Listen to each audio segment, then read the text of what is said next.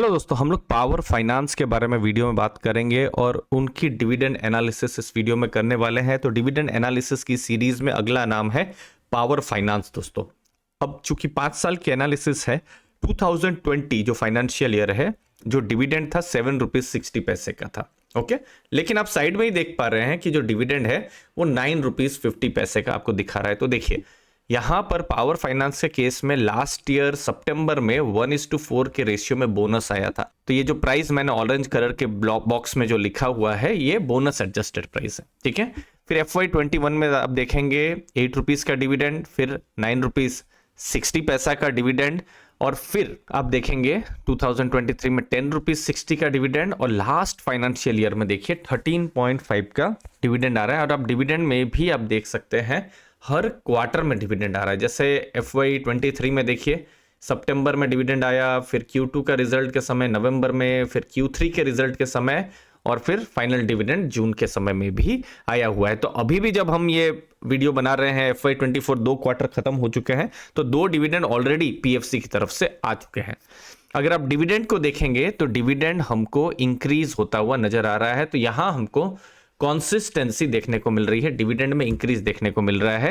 यहां पर profit and loss statement भी देख लेते हैं, क्योंकि जनरली डिविडेंड प्रॉफिट्स के साथ बहुत ज्यादा लिंक होते हैं। प्रॉफिट बढ़ेंगे तो डिविडेंड बढ़ेंगे। तो आप देखिए साल में प्रॉफिट भी बढ़ रहे हैं 15,716 करोड़, फिर 18,768 करोड़, और लास्ट फाइनेंशियल ईयर में 26,461 करोड़। ये जो डेटा था ये कंसोलिडेटेड प्रॉफिट का डेटा था। तो स्टैंड एलोन और जो कंसोलिडेटेड है, यहां मैं स्टैंड एलोन भी देख लेता हूं, स्टैंड एलोन कंसोलिडेटेड दोनों आपको इंक्रीज होता हुआ नजर में आएगा दोस्तों। तो यहां एक इंपॉर्टेंट चीज पता चल रही है कि PFC की तरफ से डिविडेंड इंक्रीज हो रहा है, लेकिन अभी भी डिविडेंड की बहुत एनालिसिस बाकी है। उससे पहले दोस्तों आप डिस्क्रिप्शन बॉक्स में चेक कर सकते हैं हमारे टेलीग्राम ग्रुप की लिंक। 4500 से बड़ी की कम्युनिटी है, जहां पर लेटेस्ट म्यूचुअल फंड एनालिसिस होती है, लेटेस्ट म्यूचुअल फंड पोर्टफोलियोज हम शेयर करते हैं, और बहुत सारी business learning, personal finance related learning contents regularly आते रहते हैं दोस्तों। तो टेलीग्राम ग्रुप की लिंक डिस्क्रिप्शन में है। अब देखिए पावर फाइनेंस की जब हम बात करेंगे, देखिए वो पावर सेक्टर में अगर किसी को लोन चाहिए तो उसके लिए कंपनी है। अब देखिए ये जो पीरियड था 2012, 13, 14, 15, 16, उस पीरियड में एक बड़ा NPA आया था पावर सेक्टर में। तब वो सेक्टर बहुत चैलेंज में था, लेकिन अब आप देखेंगे तो पावर सेक्टर फिर से फोकस में आया है। ग्रीन एनर्जी, रिन्यूएबल एनर्जी का एक बहुत बड़ा फोकस है। तो पावर फाइनेंस या फिर जो दूसरी REC है, तो ये सब कंपनियां अभी फोकस में आई है दोस्तों। अभी पावर फाइनेंस को देखेंगे तो हाईएस्ट प्रॉफिट मेकिंग NBFC है भारत में, और गवर्नमेंट इनको ओन यहां पर करती है दोस्तों।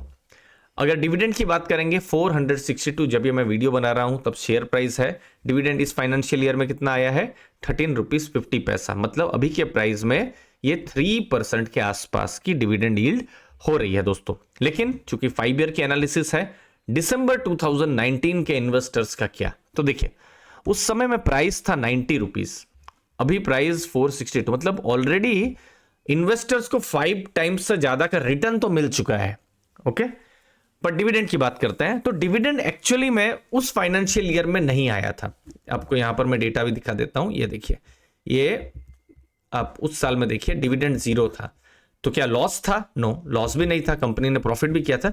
ये एक यूनिक साल था क्योंकि उस साल उन्होंने REC को एक्वायर किया था, तो एक स्पेशल परमिशन उस साल में ली गई थी दोस्तों, ठीक है। तो इसलिए उस साल कोई डिविडेंड नहीं था, लेकिन बाद में आप देखेंगे तो डिविडेंड तो हर साल आ ही रहा है।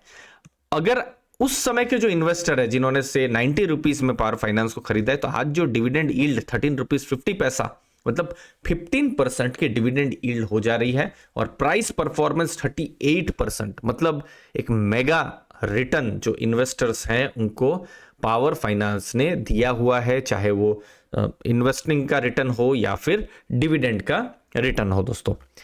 अब dividend pay out ratio, company कितना डिविडेंड पे करती है, तो देखिए पे आउट बहुत ज्यादा नहीं है, और ये जनरली बैंक्स NBFCs के केस में उतना ही रहता है। वो जो है हाई पे आउट के लिए नहीं जाने जाते हैं। हाई पे आउट के लिए जनरली आपको IT कंपनीज या FMCG कंपनीज या एसेट मैनेजमेंट कंपनीज जानी जा सकती है दोस्तों।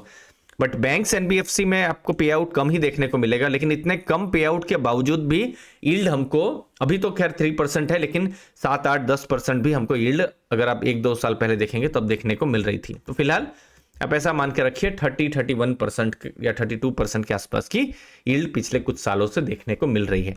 फ्रीक्वेंसी क्या है? तो जो डिविडेंड है वो हर क्वार्टर में आ रहा है। Q1 में सितंबर, फिर नवंबर में, फिर फरवरी में, Q3 और जून के महीने में डिविडेंड आ रहा था। तो रेगुलर डिविडेंड भी पावर फाइनेंस की तरफ से हमको देखने को मिल रहा है दोस्तों। लास्ट में कुछ इंपॉर्टेंट चीजें, डिविडेंड पे आउट रेशियो 30-44% के रेंज में है।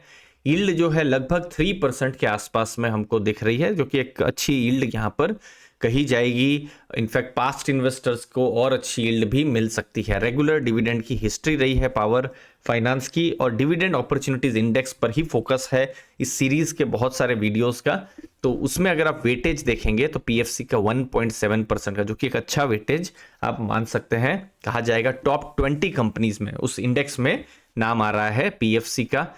और चूंकि जैसे हमने कहा कि डिविडेंड हर क्वार्टर में आ रहा है, तो Q1 Q2 में 2 डिविडेंड ऑलरेडी आ चुके हैं, ₹3.25 और ₹3.50, मतलब ₹6.75 के डिविडेंड ऑलरेडी आ चुके हैं। अब देखना है Q3 या Q4 में डिविडेंड आता है या नहीं। जो बोर्ड ऑफ डायरेक्टर्स क्या डिसाइड करते हैं वो फाइनल हमको पता चलेगा Q3 के रिजल्ट के समय में दोस्तों। मुझे उम्मीद है इस डिविडेंड एनालिसिस से आपको आइडिया आया होगा, आपको इन्फॉर्मेशन मिली होगी। आपके कीमती समय के लिए बहुत बहुत धन्यवाद, और हमारे टेलीग्राम ग्रुप को जरूर ज्वाइन करिएगा। मुझे उम्मीद है आपको वैल्यू जरूर मिलेगी। थैंक यू, धन्यवाद दोस्तों।